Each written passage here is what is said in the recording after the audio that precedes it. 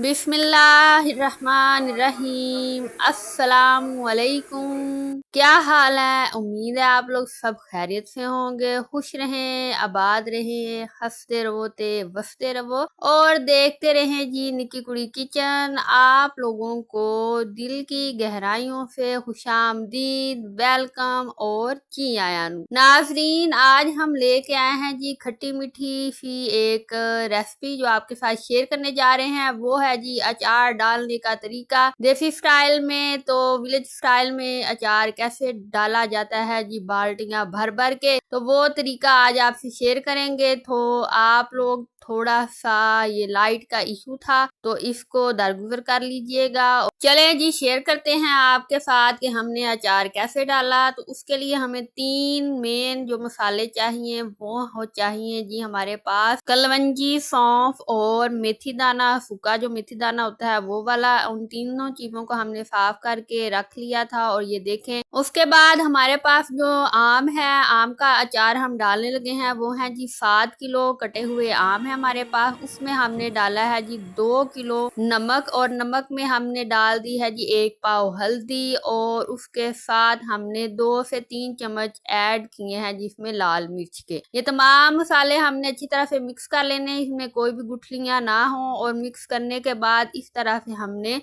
अचार डालना शुरू कर देना है। ये देखें नाज़रीन, आम लेते हुए आपने देखना है कि खट्टे वाले आम हो, अचार वाले। कुछ आम मुरब्बे वाले भी होते हैं, वो मीठे होते हैं, उनसे अचार का जायका जो है वो खट्टा सा नहीं आता और वो अच्छे भी नहीं होते। इस तरह से सारे मसाले मिक्स करके आपने ऐड कर देने हैं। आपने बर्तन ले लेना है बड़ा सा जिसमें आपने अचार डालना है और जी उसमें ऐड कर देने हैं आपने 3 हिस्सों में डिवाइड करके आम डालने हैं और मसाला ऐड करना है। पहले हिस्से में आपने थोड़े से आम डाल लेने हैं, उनके ऊपर मसाला ऐड करना है और फिर आपने इस तरह से दूसरी तह में मैंगो ऐड करके आम और फिर उसके ऊपर मसाला ऐड करना है। इसी तरह आप लोगों ने तीसरी दफा भी इस तरह से करना है और ये आप लोगों का आम का अचार जो है वो इस तरह से डाल जाना है।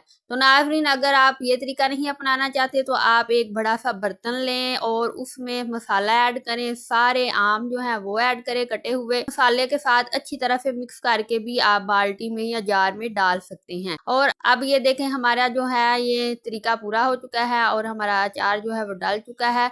अब हमने क्या करना है, इसको अच्छी तरह से शेक कर लेना है। इस तरह से आप लोगों ने बाल्टी को अच्छी तरह से हिला लेना है ताकि इसका जो मसाला है वो इनमें रच बस जाए, अच्छी तरह से मिक्स हो जाए। इस तरह से आपने फिर इसके ऊपर ढक्कन दे के रख देना है जी। और अगर आप चाहते हैं कि आपका जो अचार है उसके जो आम है वो गले ना और वो थोड़े से सख्त ही रहे, फ्रेश ही रहे, तो आप इनके साथ ही जो तेल है वो ऐड कर सकते हैं। तेल साथ ही डाल दें तो उसमें आपका जो अचार है वो गलता नहीं है। और अगर आप चाहते हैं कि थोड़ा सा नरम हो अचार तो उसके लिए फिर आपने ये करना है कि 1 दिन रखने के बाद वो आपने इसका पानी जो है वो उतार लेना है। इस तरह से अचार का पानी निकल आएगा तो आपने फिर उसको खुश्क होने के लिए रख देना है। जब सारा पानी निकल जाएगा तो आपने दोबारा इसको बाल्टी में ऐड करके और इसके अंदर फिर तेल इस तरह से ऐड कर देना है। इसमें हमने जी डाला है जी 3 किलो ऑयल डाल दिया है, सरसों का तेल हमने 3 किलो इसमें ऐड कर दिया है और ये देखें लबालब जो है वो भर चुका है और इसमें हमारा जो अचार है वो डूब चुका है। तो इस तरह से ये आप लोगों का अचार जो है बहुत ही फ्रेश, मजेदार और खट्टा मीठा सा रहेगा अगर आप इस तरीके से भी अचार डालते हैं। तो ये सारा साल आपका इस्तेमाल होगा, बल्कि 1 साल से ज्यादा ही इस्तेमाल होगा। नाजरीन, एक एहतियात आपने करनी है, अचार डालते साथ ही आप लोगों ने खाना शुरू नहीं करना। 2-3 दिन के बाद आप इसको खाना शुरू करें ताकि जो तेल होता है सरसों का इसमें वो अभी कच्चा है तो इससे आपका गला खराब हो सकता है। 1 हफ्ते के बाद आप इसको इस्तेमाल कर सकते हैं और जैसे मर्जी खा सकते हैं। आपने देखा हल्दी की वजह से इसकी लुक कितनी प्यारी आ गई है। और अब जाते जाते मेरा चैनल सब्सक्राइब कर दें, लाइक करें, शेयर करें और अपना रखें ख्याल।